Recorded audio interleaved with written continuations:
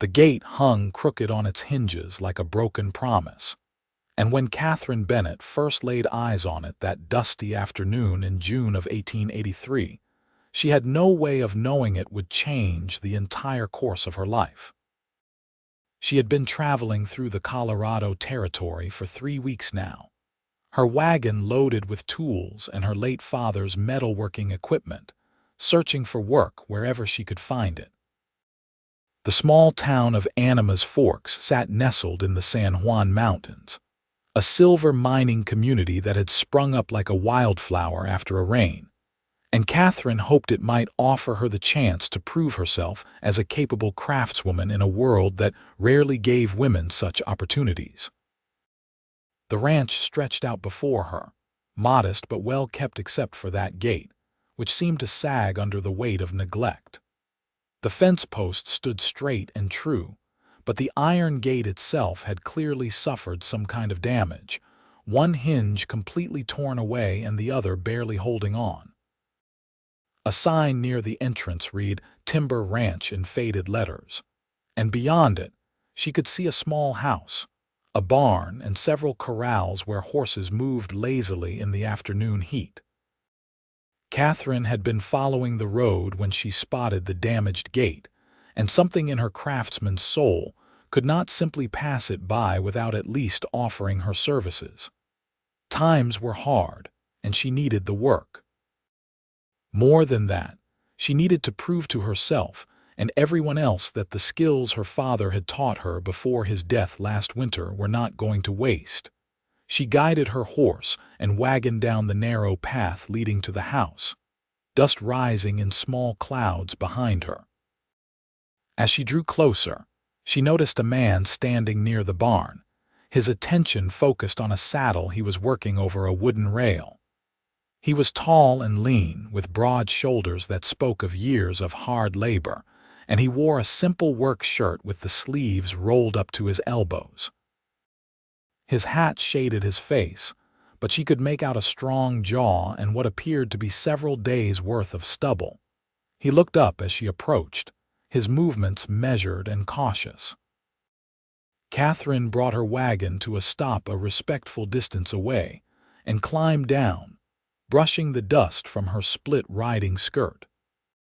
She was 22 years old, with auburn hair that she kept pinned up under a practical wide-brimmed hat, and green eyes that had inherited her father's determination along with his skill with metal and flame. "Afternoon," she called out, keeping her voice steady and professional. "I noticed your gate is in need of repair. I am a metalworker, and I would be happy to mend it for a fair price." The man set down the saddle and walked toward her with an unhurried gait that suggested he was not accustomed to visitors. As he came closer, Katherine could see his face more clearly. He looked to be in his late 20s, with deep brown eyes that held a weariness she recognized from her own reflection in recent months. There was a loneliness in those eyes that went beyond simple solitude, a kind of resignation that made her heart unexpectedly clench. "A metalworker," he said, his voice rough as if he did not use it often. "That is not something you see every day, especially not a woman metalworker." Katherine stiffened slightly, preparing herself for the dismissal she had faced so many times before. "My father was a blacksmith in Kansas. He taught me everything he knew before he passed. I assure you, I am quite capable." The man studied her for a long moment, and Katherine met his gaze without flinching. She had learned that showing any uncertainty would only invite more doubt from potential customers. "I am sure you are," he said finally, surprising her. "The name is Bennett Timber. This is my ranch." "Katherine Bennett," she replied, then caught herself with a slight laugh. "Well, that is a coincidence. We share a surname, though I imagine there are plenty of Bennetts scattered across the West." Something that might have been a smile tugged at the corner of his mouth, the first hint of warmth she had seen from him. "I imagine so. That gate has been broken for near about 2 months now. I have been meaning to fix it myself, but the truth is, I do not have much skill with metalwork." I can keep a fence standing and a roof from leaking, but ironwork is beyond me." "Then it is fortunate I came along," Katherine said, feeling a small surge of hope. "May I take a closer look at it?" Bennett nodded and gestured for her to follow him back toward the gate. As they walked, Katherine noticed how quiet the ranch was. There were no sounds of other workers, no signs of a family or household beyond this solitary man. It struck her as odd that someone would maintain a property of this size alone, but she kept her observations to herself. The gate was worse up close than it had appeared from the road. Someone or something had hit it with considerable force, bending the iron bars and completely destroying one hinge while cracking the other. It would need more than simple repairs. Parts would have to be reforged entirely. "This will take me a full day, perhaps a day and a half," Katherine said, running her hands over the damaged metal with a practiced eye. "I will need to use a forge. Do you have one on the property, or will I need to work with what I have in my wagon?" "There is an old forge in the barn," Bennett said. "The previous owner used it, but I have not touched it in the 3 years I have been here. I cannot promise it is in working condition." "I can make it work," Katherine assured him. "As for payment, I typically charge based on materials and time. Given the extent of the damage, I would ask for $15 and permission to camp on your property while I complete the work." She watched his face carefully as she named her price, ready to negotiate if necessary. $15 was fair, perhaps even generous on her part given the labor involved, but she had learned that many people tried to take advantage of her because of her gender. Bennett did not hesitate. $20, and you take your meals at my table while you are here. The work looks extensive, and I will not have it said that I do not pay fair wages." Katherine blinked in surprise. "That is very generous of you." "It is fair," he corrected her. "When can you start?" "First thing tomorrow morning, if that suits you." "I will need to set up my equipment and examine the forge before I can begin the actual work." "Tomorrow is fine." Bennett looked back toward the house, then at Katherine again, and she saw something flicker in his expression, a hesitation that suggested he wanted to say more but did not know how. "There is a level spot near the barn where you can set up your camp. The creek is just beyond that rise if you need water. I will expect you for supper at sundown." "Thank you, Mr. Timber. I appreciate your hospitality." "Just Bennett," he said. "Mr. Timber was my father, and he has been dead for 5 years now." There was no emotion in his voice when he spoke of his father's death, just a flat statement of fact that somehow conveyed more than grief might have. Katherine recognized that tone. She had used it herself when speaking of her own loss. "Then you may call me Katherine," she offered. He nodded once, then turned and walked back toward the barn, leaving her to tend to her wagon and animals. Katherine watched him go, noting the set of his shoulders and the way he seemed to carry some invisible weight that had nothing to do with physical labor. She had called him Mr. Timber, but Bennett suited him better, she decided. It was a strong name, solid and unpretentious, like the man himself appeared to be. She spent the next hour setting up a simple camp near the barn as Bennett had suggested. Her tent was small but sturdy, designed for one person, and the harsh weather that could sweep across the frontier without warning. She had a bedroll, a few personal belongings, and the tools of her trade which she valued more than anything else she owned. The metalworking equipment had been her father's pride and joy, and maintaining it was her way of honoring his memory.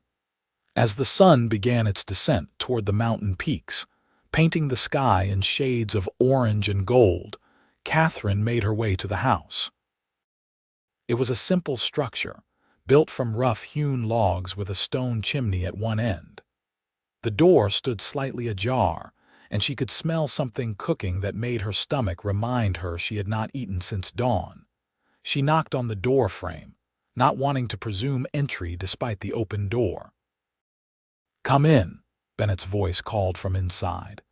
The interior of the house was as spare as she had expected, but clean and orderly.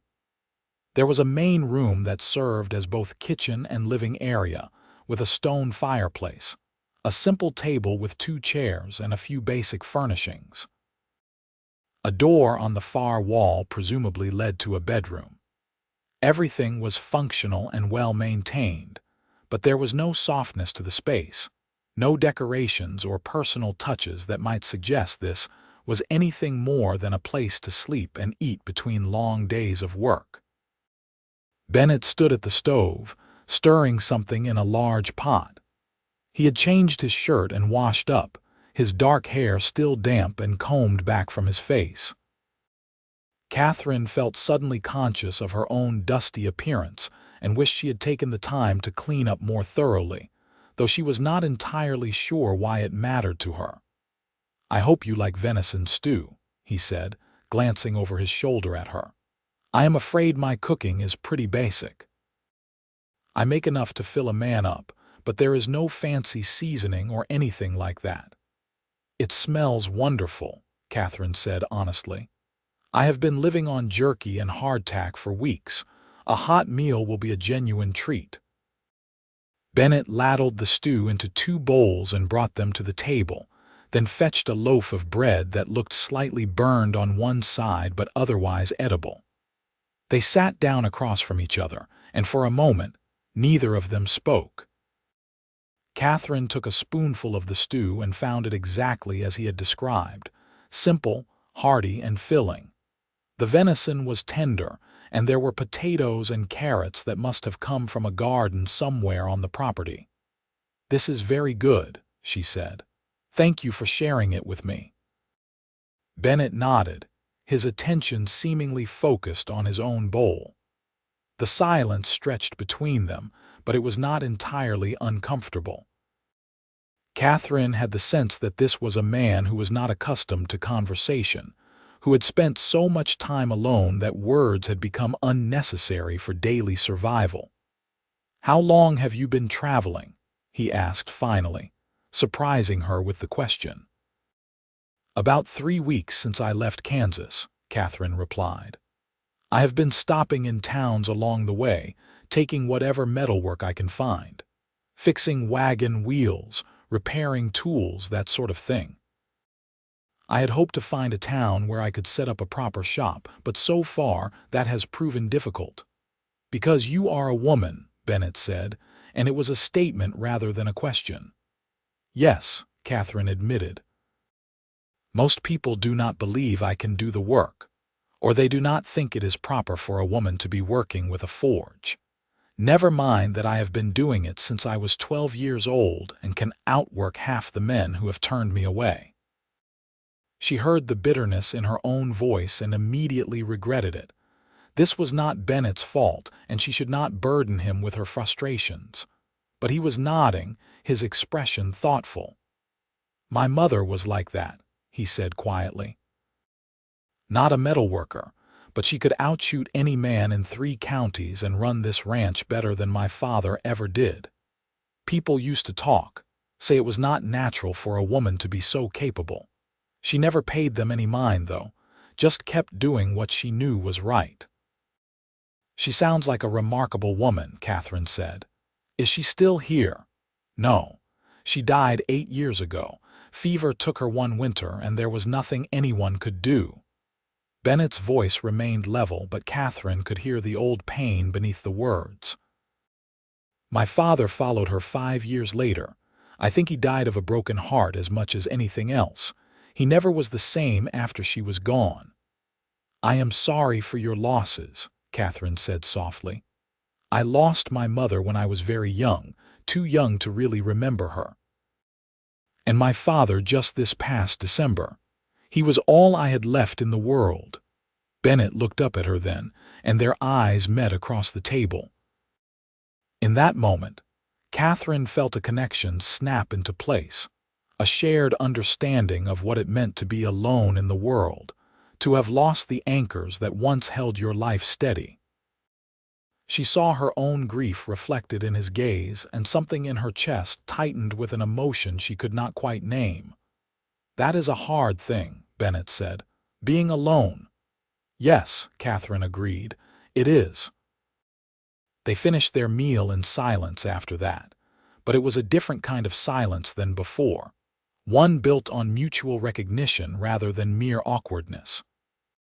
When Katherine rose to help clean up, Bennett did not protest, and they worked side by side to wash the dishes and put away the leftover food.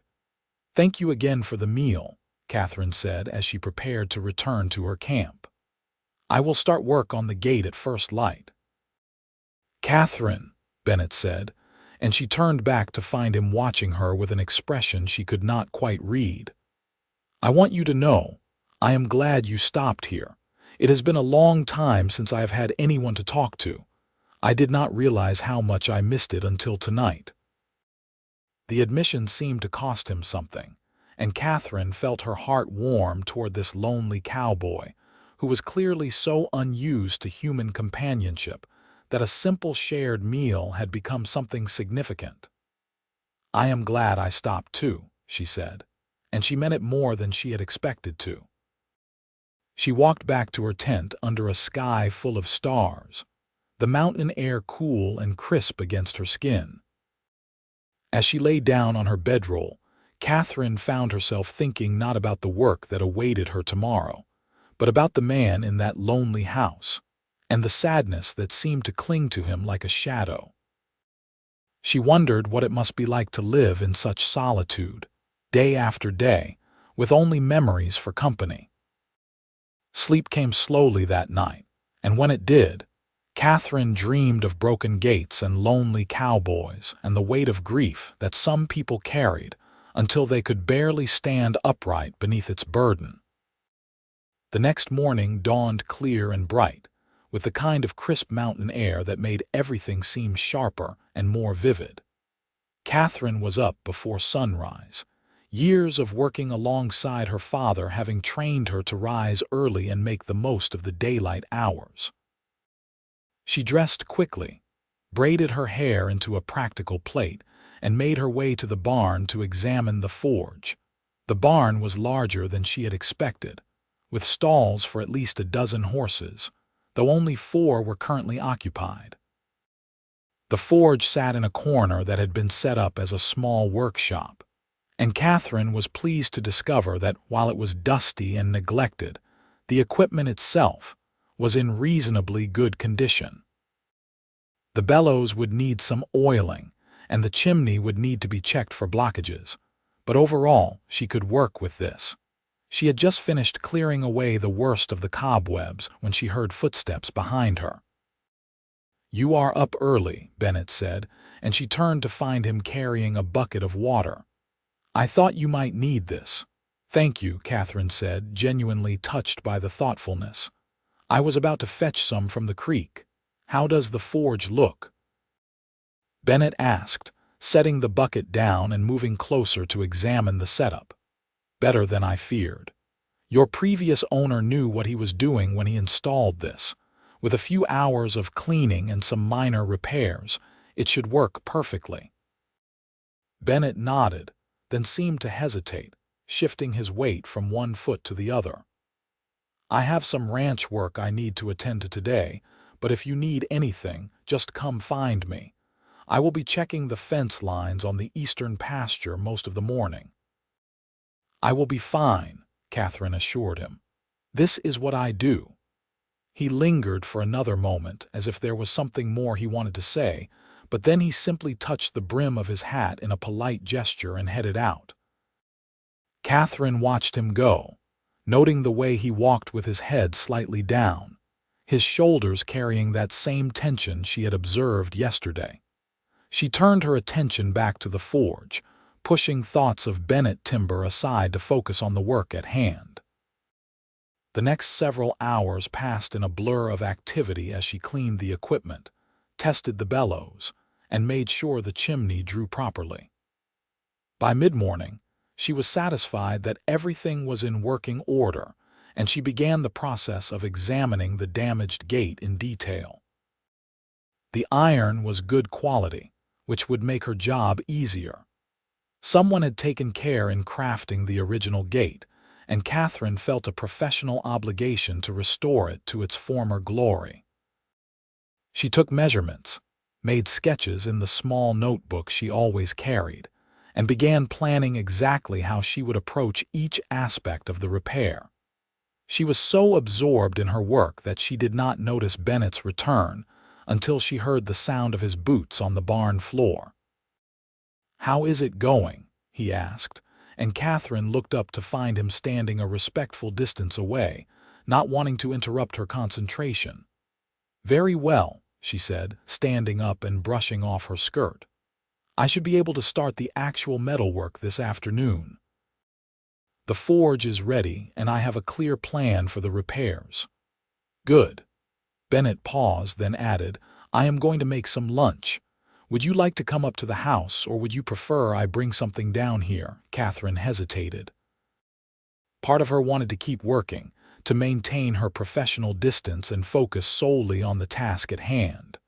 But another part of her, a part she had been ignoring for months now, craved the simple companionship of sharing a meal with another person. "I will come to the house," she said. "A break would do me good." They walked together across the ranch yard, the sun warm on their backs. Katherine found herself acutely aware of Bennett's presence beside her, the way his long strides naturally slowed to match her shorter ones, the way he moved with the easy confidence of a man who knew every inch of his property. Lunch was simple fare: cold meat, fresh bread, and cheese that Bennett said came from a neighbor who lived about 5 miles away. As they ate, Katherine found herself studying the house more carefully than she had the previous evening. There were small details she had missed before. A woman's apron hanging on a peg near the door, too small to have belonged to Bennett's mother and clearly unused for years. A set of delicate china plates displayed on a shelf, at odds with the rough wooden dishes they were currently using. A faded photograph on the mantel showing Bennett with a young woman, both of them smiling at the camera. She should not have stared, should not have let her curiosity get the better of her, but Bennett noticed the direction of her gaze. "That was my wife," he said quietly. "Sarah. She died 4 years ago." Katherine felt her heart drop. "I am so sorry. I should not have been looking." "It is all right," Bennett said, though his voice had taken on that flat, emotionless quality again. "Her things are still here because I have not had the heart to pack them away. I know I should. I know it is not healthy to live in the past like this.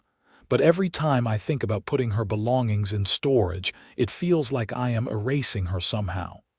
"How long were you married?" Katherine asked gently. 2 years. "We had known each other since we were children, but we did not marry until I was 24 and she was 22. Her family had a ranch on the other side of the valley." Bennett stared down at his plate, his food forgotten. "She was thrown from a horse, broke her neck. It happened so fast that she probably did not even know what was happening. One moment she was alive and laughing, and the next, she was gone." The pain in his voice was raw and immediate, as if the loss had happened yesterday rather than 4 years ago. Katherine understood then why he lived in such solitude, why his house felt more like a mausoleum than a home. He was not simply alone. He was trapped in his grief, unable to move forward because moving forward meant leaving Sarah behind. "You must have loved her very much," Katherine said. "I did." Bennett looked up at her, and his eyes were filled with such anguish that Katherine had to resist the urge to reach across the table and take his hand. "The worst part is not just that she is gone. It is that I feel like I am forgetting her. Little things, like the exact sound of her laugh or the way she smelled after she had been baking bread. Those memories are fading, and I cannot stop it from happening. Sometimes I look at that photograph, and I have to remind myself what her voice sounded like. That terrifies me more than anything." Katherine did not know what to say to that. There were no words that could ease that kind of pain, no platitudes that would make the loss any more bearable. So instead, she simply said, "Tell me about her. What was she like?" Bennett looked surprised by the request, but then he began to talk. He spoke haltingly at first, as if the words had been locked away for so long that they had trouble finding their way out. But gradually, the stories came more easily. He told Katherine about Sarah's quick wit and quicker temper, about how she could not cook to save her life, but made the most beautiful flower gardens. He talked about the way she sang off-key while doing chores, and how she always insisted on sleeping with the window open, even in winter. He shared memories of their courtship, of stolen kisses behind the barn and long rides across the valley on sunny afternoons. Katherine listened without interrupting, recognizing that this was something Bennett needed, this outpouring of memory and grief that he had been holding inside for too long. She understood because she had felt the same way after her father died, that desperate need to talk about him, to keep his memory alive through words when everything else seemed to be slipping away. When Bennett finally fell silent, there were tears in his eyes, though he did not let them fall. "Thank you," he said roughly. "I have not talked about her like that since she died. Everyone in town stopped mentioning her name after the first year, as if pretending she had never existed would help me heal. But it just made me feel more alone." "People mean well," Katherine said softly, "but they do not always understand that sometimes the best way to honor someone we have lost is to keep talking about them, to make sure their stories do not die with them." "Is that what you do with your father?" Bennett asked. "Yes. I tell stories about him whenever I can. I talk about the things he taught me, the jokes he used to tell, the way he had of making every piece of metalwork into a small work of art. It helps keep him close, even though he is gone." They sat in companionable silence for a while after that, the food on their plates growing cold. Finally, Katherine stirred and said, "I should get back to work. The gate will not mend itself."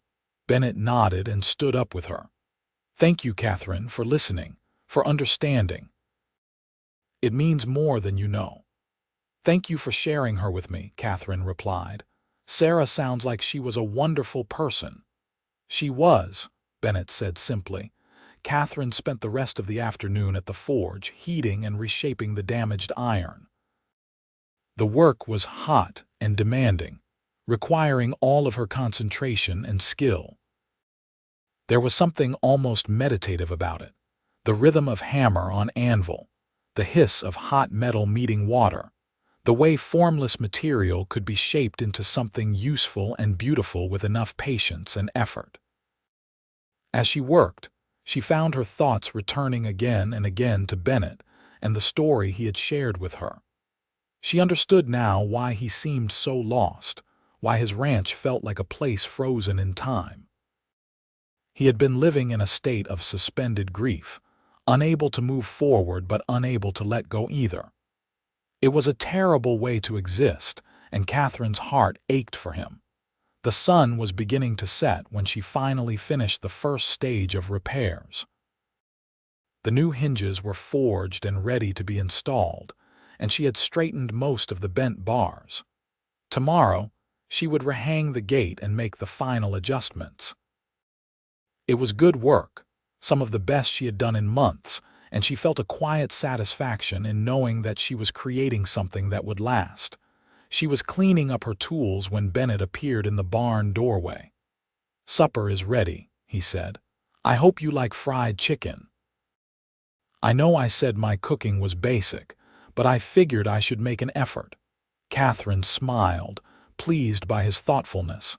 "I am sure it will be delicious." Dinner that evening was more relaxed than their previous meals together.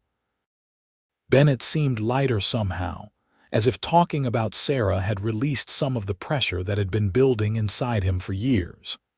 He asked Katherine questions about her work, about her travels, about her plans for the future.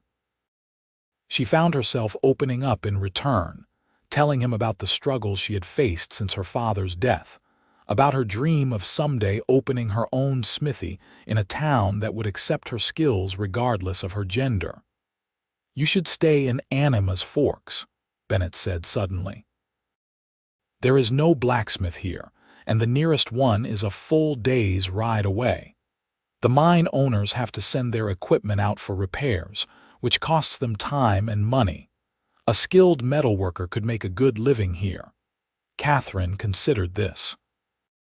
She had passed through Anima's Forks on her way to the ranch and had been struck by how small and isolated it seemed.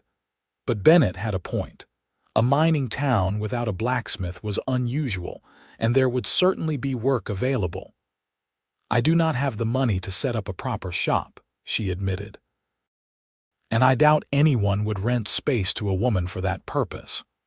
"What if you did not need to rent space?" Bennett asked, and there was something tentative in his voice, as if he was working up to saying something important.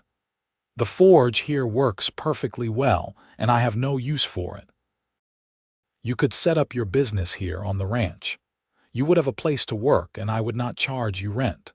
Just, maybe you could take your meals with me sometimes and we could talk. It gets lonely out here, and I find I like having someone to talk to again." Katherine stared at him, completely taken aback by the offer. It was extraordinarily generous, almost too generous, and she did not know how to respond. Her first instinct was to refuse, to maintain her independence and not become beholden to anyone. But as she looked at Bennett's earnest face, at the hope and loneliness warring in his expression, she found herself reconsidering. "That is a very kind offer," she said carefully, "but I would not want to impose on you or to create any improper appearance. A single woman living on a single man's ranch, people would talk." "Let them talk," Bennett said with surprising vehemence. "I stopped caring what people thought a long time ago, but if it would make you more comfortable, we could draw up a proper business arrangement. You would be my tenant, paying rent in the form of metalwork for the ranch whenever I need it, everything completely professional and above board." "You have given this some thought," Katherine observed. "I have been thinking about it since this morning," Bennett admitted. "When I was riding the fence line, I kept imagining what it would be like if you stayed.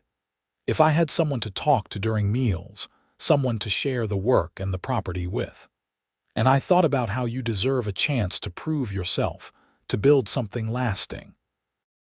This could be good for both of us, Katherine, not as anything improper, just as two people helping each other out."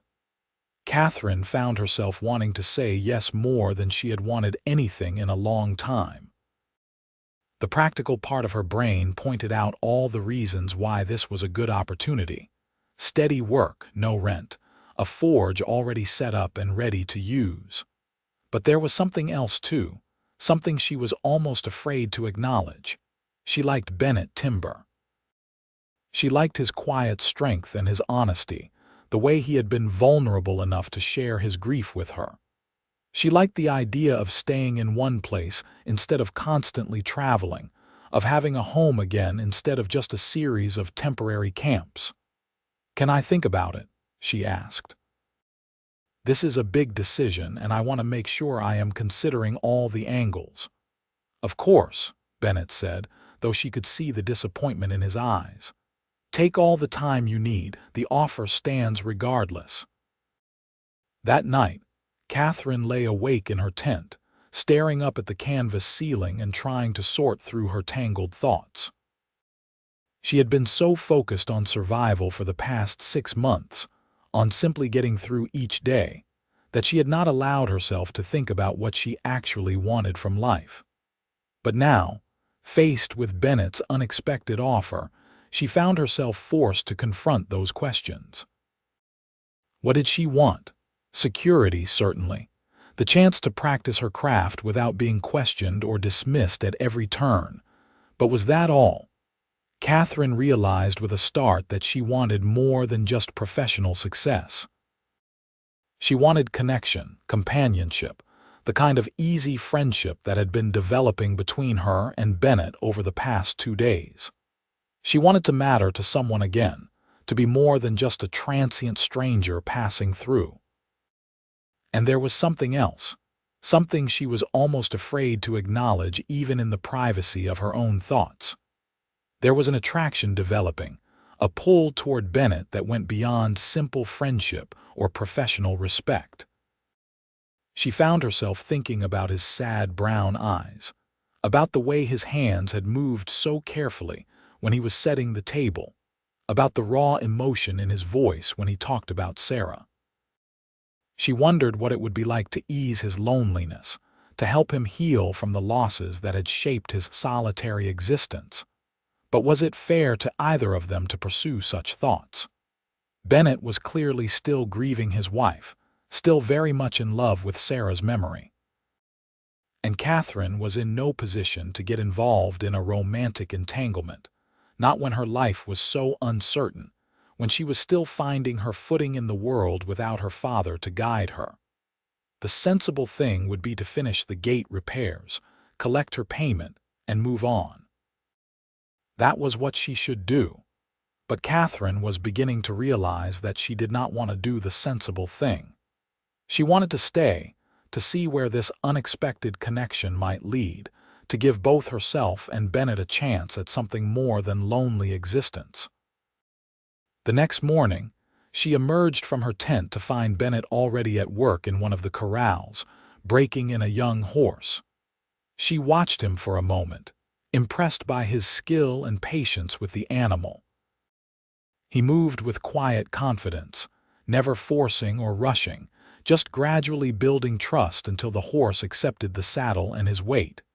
When he finally noticed her watching, he led the horse over to where she stood by the fence. "Good morning," he said, slightly out of breath but smiling. "Did you sleep well?" "Well enough," Katherine replied. "I have been thinking about your offer." Bennett's expression grew suddenly serious, and she saw hope and fear warring in his eyes.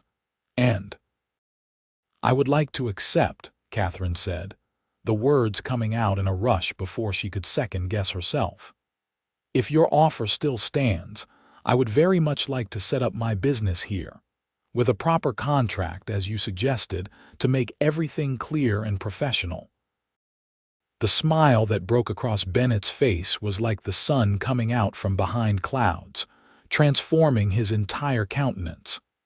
In that moment, Katherine saw what he must have looked like before grief had settled over him like a heavy cloak, and her breath caught in her throat. "That is wonderful news," he said.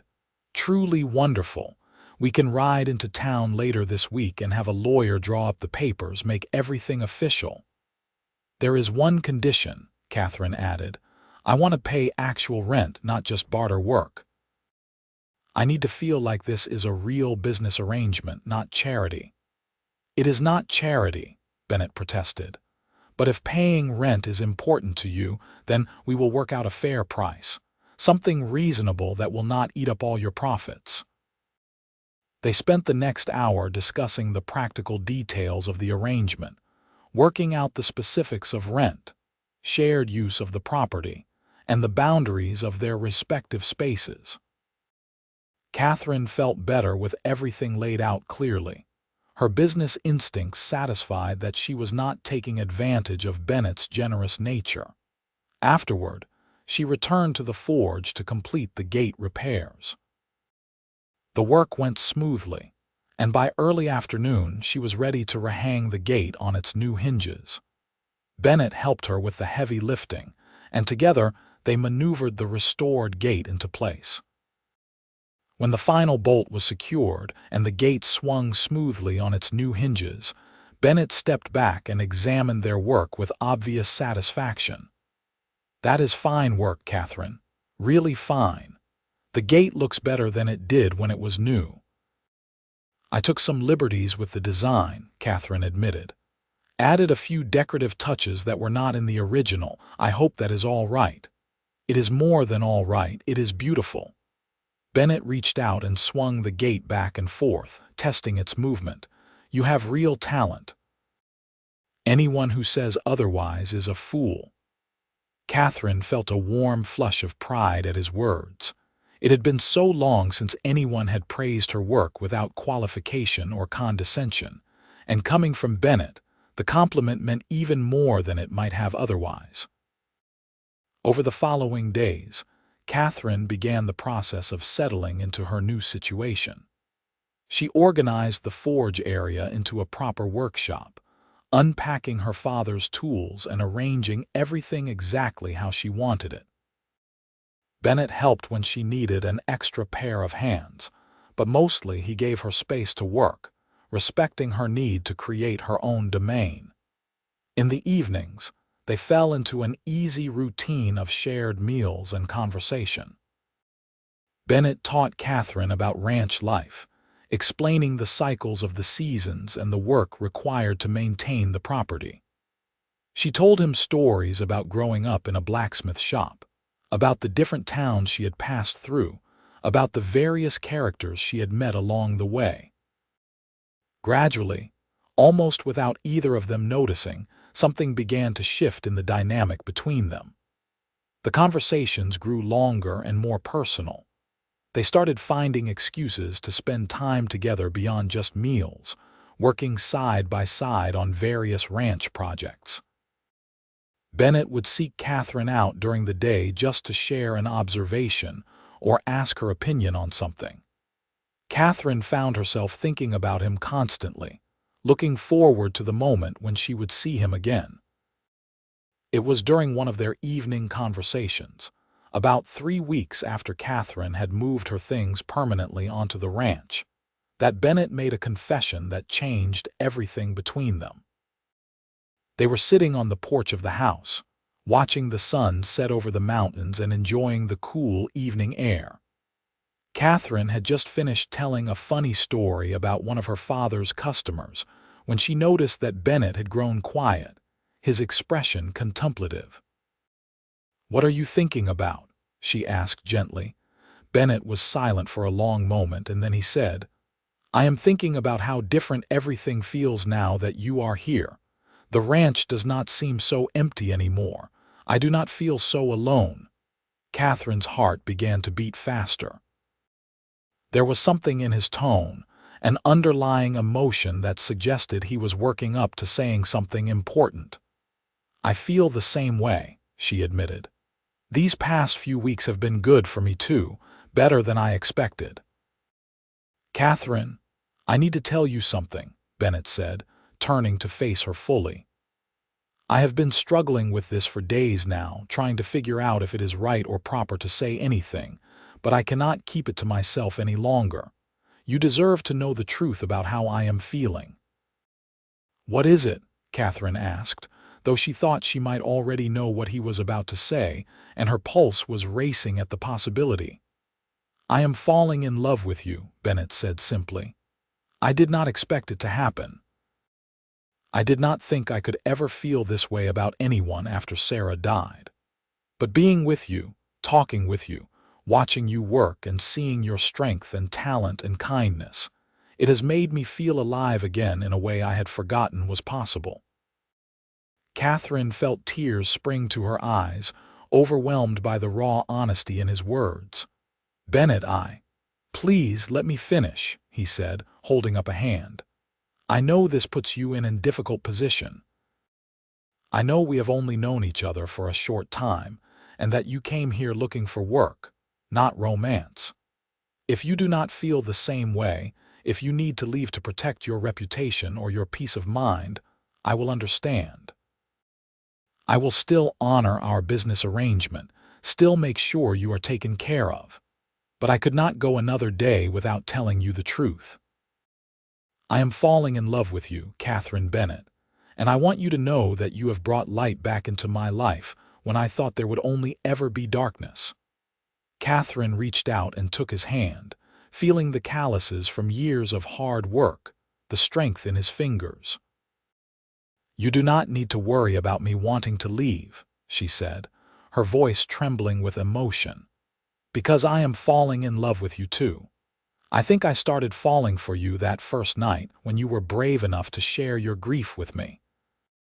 and every day since then I have fallen a little bit deeper." Bennett's eyes widened with hope and disbelief. "Are you certain? You are not just saying this because you feel obligated or because I put you in an awkward position?" "I am completely certain," Katherine said firmly. "I have never been more certain of anything in my life. You are a good man, Bennett Timber, and you deserve to be happy. You deserve to love and be loved, and I would be honored if you would let me be the one to love you." Bennett stood up abruptly, pulling Katherine to her feet with him, and then his arms were around her and he was holding her close, his face buried in her hair. She could feel him trembling, could feel the emotion pouring out of him in waves as he clung to her like a drowning man finding solid ground. "I thought I would be alone forever," he whispered against her hair. "I thought I had used up my chance at happiness, and that I would just have to accept being lonely for the rest of my life. But then you came to mend my gate, and somehow you ended up mending me instead." Katherine pulled back just enough to look up at his face, and what she saw there made her heart ache with tenderness. "We are mending each other," she corrected gently. "You have given me a home and a purpose and someone to care about again. We are both broken in our own ways, but maybe together we can be whole." Bennett cupped her face in his hands, his touch infinitely gentle. "May I kiss you?" he asked, and Katherine appreciated that he asked, that he respected her enough to seek permission even in this moment of intense emotion. "Yes," she breathed. "Please, yes." When his lips met hers, it was like coming home. The kiss was tender at first, tentative, as if they were both afraid of breaking the fragile new thing growing between them. But then it deepened, becoming more confident, more passionate, a promise of all the feelings they had been holding back for weeks now. When they finally broke apart, both of them were breathing hard, and Katherine's head was spinning with the intensity of what had just happened. "I should probably ask you properly," Bennett said, still holding her close. "Katherine Bennett, would you do me the honor of courting me? With the intention of marriage if things work out between us the way I hope they will," Katherine laughed, feeling lighter than she had in months. "Yes, Bennett Timber, I would be delighted to court you, though we might be doing things a bit backwards seeing as I am already living on your property. We have never been very conventional people, either of us," Bennett pointed out with a grin. "Why start now?" They stayed on the porch for hours that night, talking and kissing and making plans for a future that suddenly seemed bright with possibility. Katherine learned that Bennett had dreams beyond just maintaining the ranch. He wanted to expand into horse breeding, to develop a reputation for quality animals. She shared her own ambitions for her metalworking business, her hope to take on apprentices someday and pass on the skills her father had taught her. As the stars came out overhead and the night air grew cool, Bennett finally said, "You should probably go back to your tent. Not because I want you to leave, but because I want to do this right. I want to court you properly, give you a chance to be sure of your feelings before we take any steps that cannot be undone." "You are a good man," Katherine said again, kissing him softly. "That is one of the many things I love about you." "I love you too," Bennett said, and the words came easily, naturally, as if he had been waiting to say them his whole life. "I love you, Katherine, and I am going to spend every day proving to you that you made the right choice in staying here with me." The courtship that followed was unlike anything Katherine had imagined for herself. There were no fancy dances or formal social occasions, no chaperoned outings or carefully orchestrated meetings. Instead, their courtship consisted of shared work and shared meals, of long conversations under the stars and stolen kisses in the barn. They learned the rhythms of each other's days, the small habits and preferences that define a life. Bennett was attentive and thoughtful, always looking for small ways to make Katherine happy. He picked wildflowers and left them in her workshop.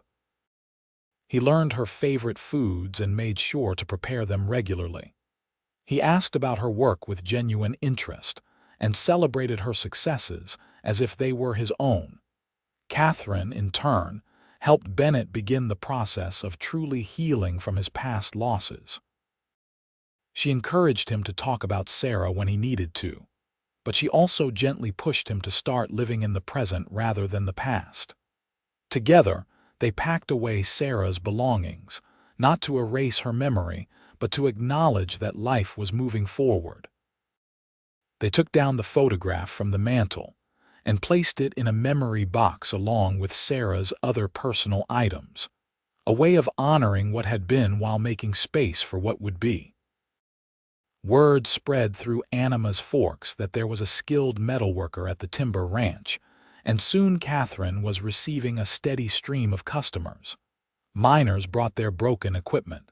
Ranchers came with tools that needed repair. The local merchants sought her out for specialty work. Her business grew beyond anything she had dared to hope for, and she found herself working long hours to keep up with demand. Bennett helped however he could, dealing with customers when Katherine was busy, keeping the books for her business, making sure she took breaks and did not work herself into exhaustion. They became true partners in every sense of the word, supporting and challenging each other in equal measure. 3 months into their courtship, Bennett asked Katherine to marry him. They were riding together across the valley, checking on some distant fence lines, when he suddenly stopped his horse and turned to her with an expression of such love and certainty that Katherine knew what was coming before he even opened his mouth. "I do not have a fancy ring," he said, pulling a simple gold band from his pocket. "This was my mother's. She gave it to me before she died and told me to give it to someone who deserved it, someone strong and brave and true. I cannot think of anyone who fits that description better than you." Katherine's eyes filled with tears as she looked at the ring, its gold surface worn smooth from years of wear. "It is perfect," she whispered. "Katherine Bennett, will you marry me?" Bennett asked, his voice steady despite the emotion in his eyes. "Will you be my wife and my partner for all the days we have left on this earth?" "Yes," Katherine said without hesitation. "Yes, 1,000 times yes." Bennett slipped the ring onto her finger and it fit perfectly as if it had been made for her. Then he was pulling her off her horse and into his arms, kissing her with a passion and joy that made Katherine's head spin. They were married 6 weeks later, in a simple ceremony at the small church in Anima's Forks. The local preacher officiated, and several of Katherine's customers came to witness the vows. It was not a large wedding, but it was filled with genuine warmth and happiness. Katherine wore a simple dress of pale blue that she had sewn herself, and Bennett wore his best suit with a white shirt that made his eyes seem even darker by contrast. When the preacher pronounced them husband and wife, and Bennett kissed her in front of the assembled guests, Katherine felt a completeness that she had not known she was missing. This was what life was supposed to be, she realized. Not just surviving day to day, but building something lasting with someone you loved. The ranch became truly theirs then, not just Bennett's property where Katherine worked, but a shared home that reflected both of their personalities. Katherine added her own touches to the house, bringing in color and warmth while respecting the memories that lived in its walls. Bennett expanded her workshop, building additional structures to accommodate her growing business. They worked together to develop the horse breeding program Bennett had dreamed of, with Katherine using her metalworking skills to create the specialized equipment they needed. Life was not perfect. There were hard days when the weather was brutal or money was tight. There were moments when grief would sneak up on one or both of them, reminding them of the losses they had endured. But through it all, they had each other, and that made even the difficult times bearable. A year after their wedding, Katherine discovered she was pregnant. The news filled both of them with a mixture of joy and terror. Bennett worried about losing another person he loved, and Katherine feared she might not survive childbirth, as so many women did not. But they faced the uncertainty together, supporting each other through the fears and celebrating the small milestones of the pregnancy. Their son was born on a snowy January morning in 1885, healthy and loud and perfect. They named him Thomas, after Katherine's father, and from the moment Bennett held his son for the first time, Katherine saw the last shadows of his grief finally lift. He was not just living anymore, he was thriving, embracing all the possibilities that life still had to offer. Watching Bennett with their son, seeing the tenderness and wonder in his face, Katherine marveled at how much had changed since that day she had stopped to offer her services mending a broken gate. She had been looking for work, for a way to survive in a world that did not always make space for women like her. What she had found instead was love, home, partnership, and a future beyond anything she could have imagined. Thomas was followed, 2 years later, by a daughter they named Sarah, honoring the woman who had come before while claiming the name for their own story. Bennett wept when Katherine suggested it, touched that she would offer such a gift. The ghost of his first wife no longer haunted the ranch. She was simply part of its history, honored but not dwelling there anymore. As the years passed, the ranch prospered. Bennett's horse breeding program became known throughout Colorado for producing quality animals. Katherine's metalworking business grew to the point where she had to take on 2 apprentices, young women who wanted to learn the trade just as she had. She took pride in passing on her father's knowledge, in creating opportunities for others who faced the same barriers she had once encountered. Their family grew to include 4 children in total, Thomas, Sarah, and then twins named Margaret and Henry. The house that had once been so silent and empty now rang with the sounds of children's laughter and the organized chaos of a busy household. Bennett, who had once thought he would spend the rest of his life alone, found himself surrounded by love and noise and the beautiful mess of family life.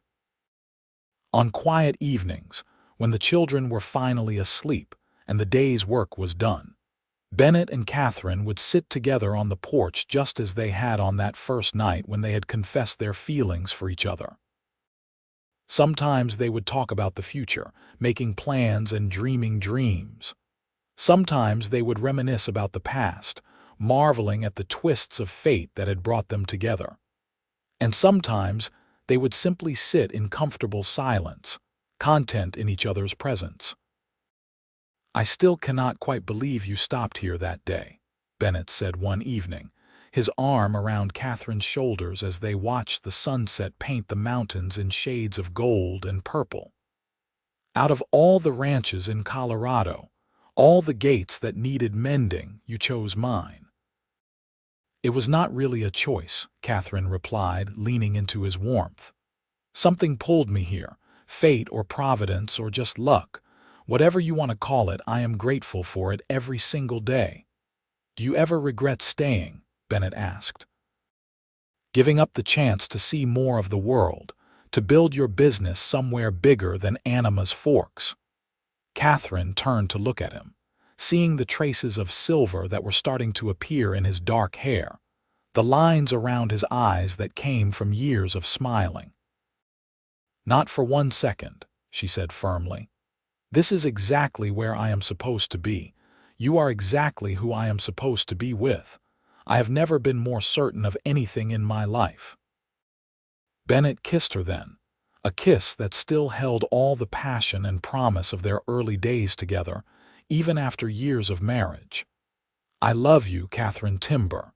You came to mend my gate and you ended up mending my whole life." "We mended each other," Katherine corrected, just as she had on that first night. "And we will keep on mending each other, fixing the broken places and building something strong for all the years we have left."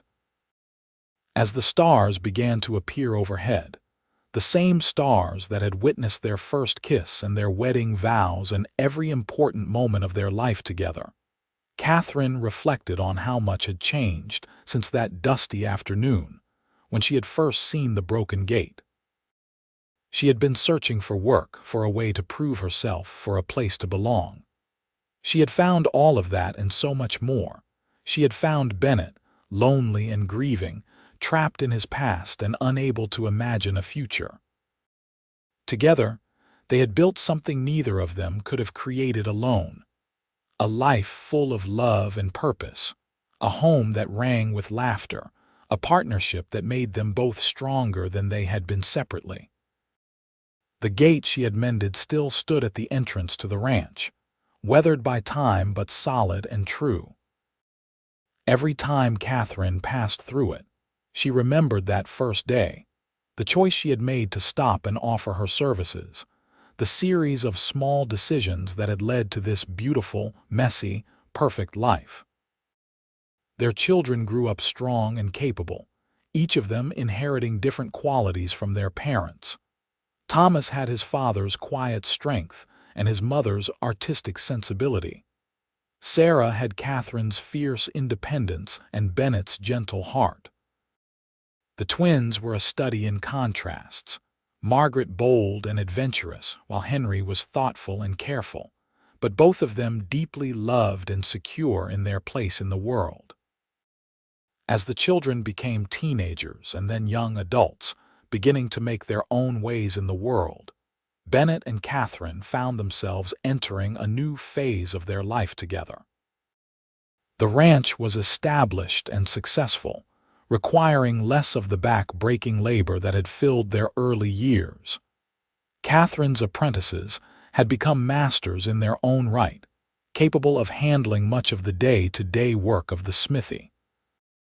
This left Bennett and Katherine with time to simply enjoy each other's company, to take long rides across the valley like they had when they were courting, to sit on the porch in the evenings and talk about everything and nothing.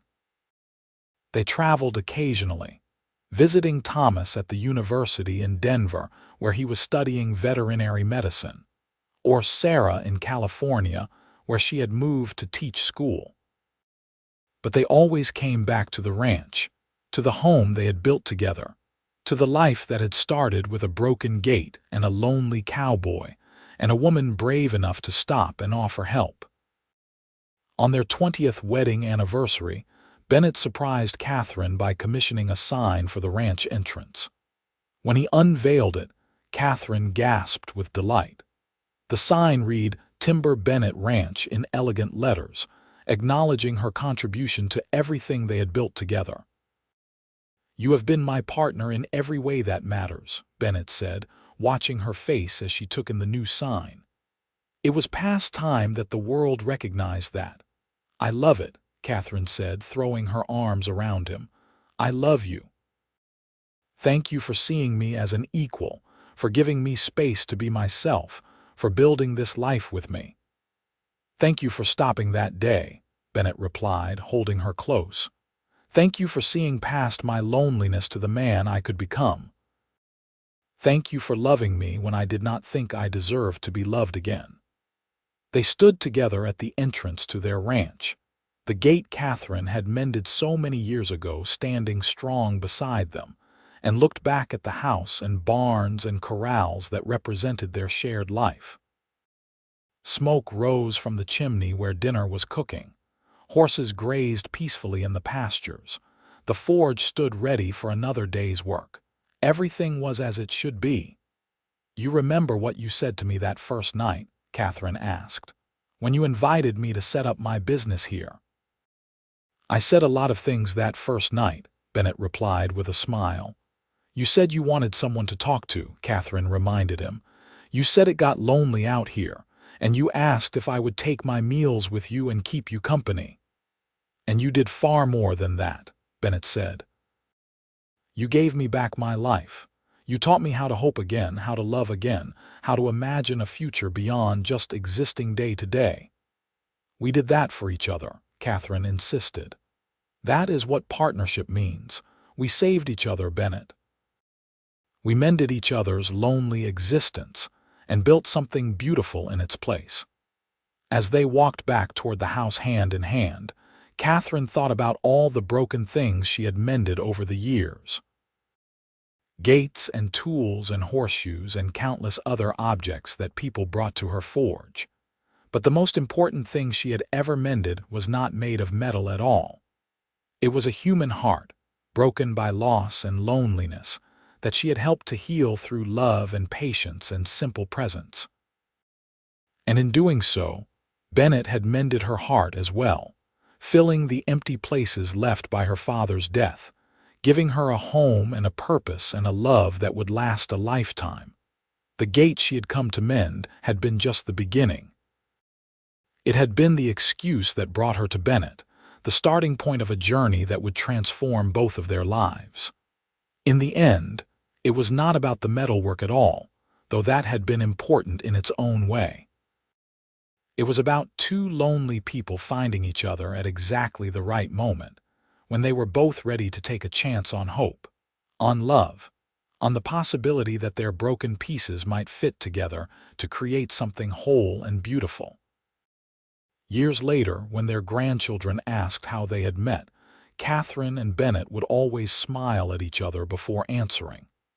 Then Katherine would say, "I came to mend his gate," and Bennett would add, "and I asked her to mend my lonely existence instead." The grandchildren would laugh, thinking it was just a romantic story, not understanding the deep truth beneath the simple words. But Katherine and Bennett understood. They had lived that truth, had built their entire life on the foundation of that first connection. They had taken the broken, damaged pieces of their individual lives and forged them into something strong and lasting, just as Katherine forged metal in her workshop, shaping raw material into something useful and beautiful. The ranch thrived for decades, passing eventually to their children and then to their grandchildren, each generation adding their own mark while respecting the foundation that Bennett and Katherine had laid. The forge kept working, now operated by Margaret's daughter, carrying on the tradition that Katherine had fought so hard to establish. The horse breeding program that Bennett had started continued to produce quality animals known throughout the West. But more than the physical legacy, Bennett and Katherine left behind a different kind of inheritance. The knowledge that it was never too late to start over, that love could bloom even in the hardest soil, that two broken people could mend each other if they were willing to be brave enough to try. They grew old together on that ranch in the Colorado mountains, watching the seasons change and the world transform around them. The wild days of the frontier slowly gave way to a more settled existence, but through it all, their love remained constant, a fixed point in an ever-changing world. When Bennett died peacefully in his sleep at the age of 78, Katherine held his hand and whispered her love, grateful for every moment they had shared. She lived another 5 years without him, surrounded by children and grandchildren who loved her, still working in her forge when her hands allowed it, still telling stories about the lonely cowboy who had changed her life. On the day Katherine passed away, her family gathered at the ranch one last time before the funeral. Her grandson, the oldest of Thomas's children, stood at the entrance and looked at the gate his grandmother had mended more than 50 years earlier. It had been replaced several times since then, but the family always referred to it as Katherine's Gate, a reminder of where everything had started. "She came to mend a gate," he said to his own children, "and ended up creating all of this. Our entire family exists because she was brave enough to stop and offer help to a stranger. And because he was brave enough to ask her to stay," his sister added, remembering the stories they had heard so many times.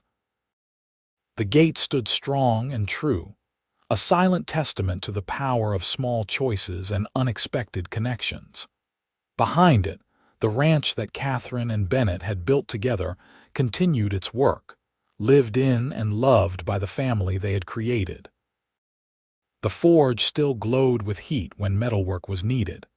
The corrals still held horses descended from Bennett's original breeding stock.